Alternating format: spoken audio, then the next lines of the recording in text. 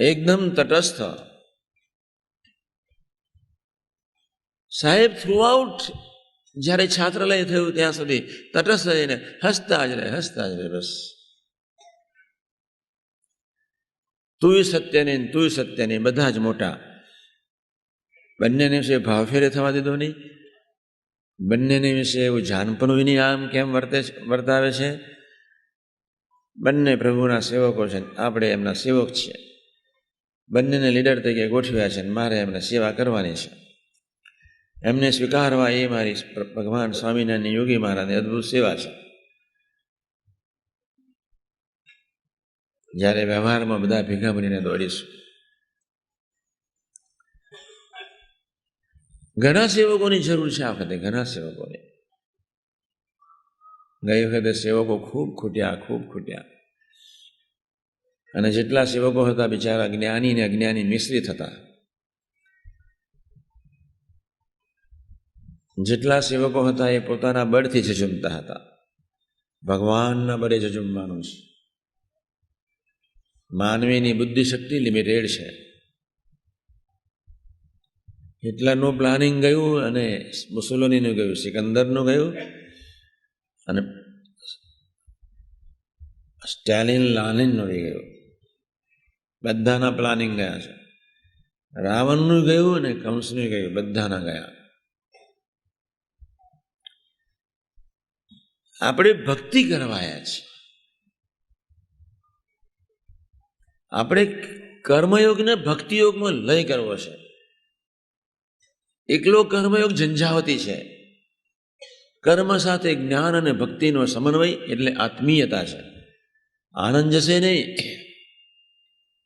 હે મહારાજ, મારા હૈયાને વિશે કેવળ તારું જાન બનવું રહે. ભક્તિ એટલે વફાદારી પ્રભુ સાથેની. ભક્તિ એટલે તારા જ જાન બને જેવું છે. કેવળ કૃષ્ણ કોન્શિયસનેસ, કેવળ મહારાજ કોન્શિયસનેસ, ગુણાતીત કોન્શિયસનેસ. ભક્તિ એટલે તમારા ગમતાથી બીજું કાંઈ વિશેષ કરવું નથી.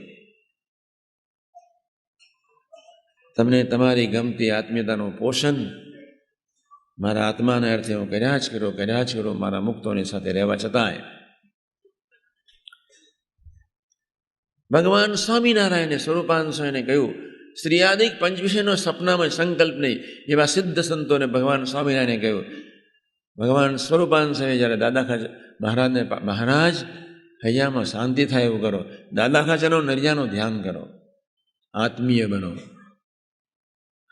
સંબંધવાળા મહારાજે ખોવાઈ જાઓ, સંબંધવાળાનો સ્વીકાર કરો.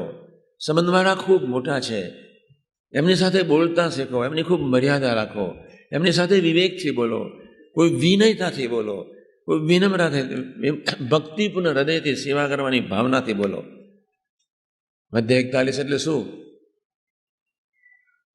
આપણે બધું ઘણું શીખવાનું છે.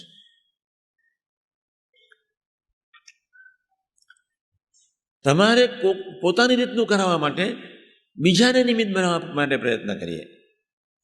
ધ્યાન રાખજો. ભજન કરો. તમારા નાલાયક બુદ્ધિના મૂલ્યાંકનોમાંથી બહાર નીકળો. તમે પોતાની રીતનું કરવા માટે બીજાની આગળ ગપ્પા મારો, બીજાને મોચડે ચડાવી દો. એના માટે તમારે બીજા 2-4 જણને ગપ્પા મારવા પડે. છોડો, ભજનીક થાઓ. તમારા ભગવાન તમારા હૈયાને વિશે પ્રેરણા કરે એવું ભજન કરો. તમે તટસ્થ થાઓ. તમે નાલાયક વિચારોમાં ફસાઈ ન રહો. જે લીડર છે એને બહુ ધ્યાન રાખવાનું છે. એક લીડરને બીજા લીડરની ક્રિયા ન ગમતી હોય તો સમજી લેજો તમને આત્મીયતાનું ભાન જ નથી. એક લીડર બીજા લીડરને સ્વીકારી ન શકતો હોય તમે સમજી લેજો તમે સત્સંગની શરૂઆત નથી કરી. હું સુખી થવા આવ્યો છું. મારે મારા આત્માને સત્સંગ કરવાનો છે. મારે સ્વકેન્દ્રીય થવાનું છે. સત્સંગ કેન્દ્રીય નહીં, સ્વકેન્દ્રીય થવાનું છે. સ્વકેન્દ્રીય. મારે સુખી મારા આત્માને કરવાનો છે. હું સુખી થાઉં. સત્સંગનો વિકાસ થાય કે ન થાય, પોતાના ભોગે ભગવાન કે સંતની સાથેની પ્રીતિ ક્યારેય નહીં તોડવાની. પ્રભુના ભોગે, સંતના ભોગે ક્યારેય કોઈ સેવા નથી કરવાની. નેતાઓ તો ખૂબ ધ્યાન રાખે, લીડર્સ ખૂબ ધ્યાન રાખે, ઘરના વડીલો ખૂબ ધ્યાન રાખે. હક કોઈની પર ન જમાવે, અધિકાર કોઈની પર ન જમાવે. અધિકાર ને આત્મીયતા બે શબ્દોમાં આકાશ પાતાળનો ફેર છે. એક ઉત્તર ધ્રુવ પર છે, એક દક્ષિણ ધ્રુવ પર છે. અધિકાર, આગ્રહ અને અપેક્ષા એક ધ્રુવ પર છે. આત્મીયતા, સુહૃદ ભાવ, સરળતા બીજા ધ્રુવ પર છે. સ્વીકાર. આપણે કોઈ અપેક્ષા રાખવાની જરૂર નથી, આપણે કોઈ આગ્રહ. હા, મીઠાશી 5 વાર કહો, છેવટે ભજન કરો. તમારા કુટુંબનું વાતાવરણ સરસ થશે જ. તમારા કુટુંબનો એક જ સભ્ય આત્મીય બનાવવા માટે અંતરથી સંકલ્પ કરે, બધા પાછળ ધીમે ધીમે ગુણ આવશે જ. ખરેખર ગુણ આવશે. અધિકાર છોડો, આગ્રહ છોડો, અપેક્ષાઓ છોડો, સૂચનો કરો, ભક્તિ અદા કરો, સેવા કરો. ભક્તિપૂર્ણ હૃદયથી પ્રભુને રાજી કરવા માટે એ લોકોને કહીએ, પ્રભુના ભાવથી કહીએ, એક સેવા કરવાની ભાવનાથી કહીએ. એ તમારી ફરજ છે. મધ્ય 41 પ્રમાણે સેવા. ભગવાન સ્વામિનારાયણ કે હું ભક્તોની સેવા મારે નિરંતર કરવી છે, એવા આલોચમાં તો એ નિરંતર બેઠા છે.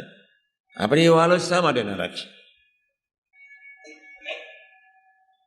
એ જે ગ્રુપ લીડર છે, જેવો ઘરનો લીડર છે, અને એકદમ એક ઝાડકાથી કોઈ વાતને નહીં ઉતારી પાડવાની. ઘરના 2-3 સભ્યો સાથે ચર્ચા કરી, બેસીને કરો. એક બે અમરીશને તમારી ઘરે બેસાડીને ફરી ચર્ચા કરો. છેવટે પાદિક સંતને અંદર ઇન્વોલ્વ કરો, પણ પાદિક પ્રમુખને ઇન્વોલ્વ કરો, પણ ખેંચમતા ના જોઈએ. આત્મીયતા, સરળતા અને સુહૃદ ભાવ એક પોલ પર છે, અને બીજા પોલ પર આગ્રહ, અધિકાર અને અપેક્ષા એ બીજા પોલ પર છે. બંનેને કોઈ સંજોગો બનવાનું નથી. તમે બીજાને પોતાની રીતે વર્તાવવા માટેનો જે તમારો પ્રયત્ન છે, સૂચન કર્યું, ન વર્ત્યા. સત્સંગના વિકાસને અર્થે બી ભજન કરો, સત્સંગના વિકાસને અર્થે બી મીઠાશની વાતો કરો, સત્સંગના વિકાસને અર્થે ત્યાંના કાર્યકર્તાઓને સમજાવો. પણ આગ્રહ અધિકાર જેવો શબ્દ નહીં રાખે, ઓટોમેટિક થશે. તમારો ભાવ, તમારા હૃદયને ક્ષિતિજની બહાર મોકલી દો. તમારા મન, બુદ્ધિ અને આત્માને ક્ષિતિજની બહાર, અક્ષર બ્રહ્મ તરફ મોકલી દો. બસ મહાસાગરમાં ડૂબી જાઓ, એ બ્રહ્મસાગરમાં આપણે ડૂબી જાઓ. સંભાળો, તમારે જે કરવો એ પ્રભુ કરાવજો. તમારા જ પ્રદેશમાં તમારા જ અંગત કાર્યકર્તાઓએ તમને સાથ ના આપ્યો, કાંઈ વાંધો નહીં. ભજન એક સર્વોપરી માર્ગ છે. ટીકા ચર્ચા નહીં કરતા, ફરી થોડો પ્રયત્ન કરો તટસ્થ ભાવે. મહારાજ મહારાજ, તમે તમારું કામ શરૂ જ કરો, ટીકા ચર્ચા નહીં. બસ તમને એમ લાગે કે ફરી સૂચન, 2 વાર સૂચન કરીએ, પછી મહારાજ પર છોડી દો. બસ કોઈને ન સમજાવવું એવું નથી કહેતો, સમજાવવા પ્રયત્ન કરીએ, પણ સમજાવવાનું એ હકથી પોતાના કોઈ રાગનું પોષણ થતું નથી ને, આત્મીયતાથી સમજાવો. બસ હું સમજુ છું એવા ભાવથી નહીં સમજાવો. એટલે આત્મીયતાને એક ટાર્ગેટ રાખવાનો છે આપણે. બહુ અઘરી સાધના છે. વાતો કેટલી સાદી લાગે તમને, બહુ અઘરી છે. સાદી વાતો નથી. વર્ષો તારે ખબર પડશે. તો હવે તો એવા જીવન મુક્તો જીવી રહ્યા છે. ખરેખર હું સાચી વાત કરું છું. આત્મીયતા પાંગરી રહી છે. એ બી એવો એક મુક્ત એને ઝીલી રહ્યો છે, એવો એક સમાજ ઝીલી રહ્યો છે. રાવલ સાહેબે જ્યારે એક સરસ કાગળ ડૉક્ટર કિકાની ઉપર લખ્યો, ત્યારે મને એમ થઈ ગયું, ઓહો, હવે જૂનાગઢના સત્સંગમાં વિકાસ થશે બસ. અને રાવલ સાહેબ સરસ સેવા કરી શકશે. કંઈક અંતરાય હોત, કંઈક આંઠી હોત, કંઈક સમજણ અણસમજણની ગેપમાં પડી રહ્યા હોત અને બુદ્ધિના વિતંડાવાદથી જોતા હોત, મોટી ચાઇનાની મેગ્નાઇટ વોલ ઊભી થઈ જાત. કંઈક મેગ્નાઇટ વોલ છે, કંઈક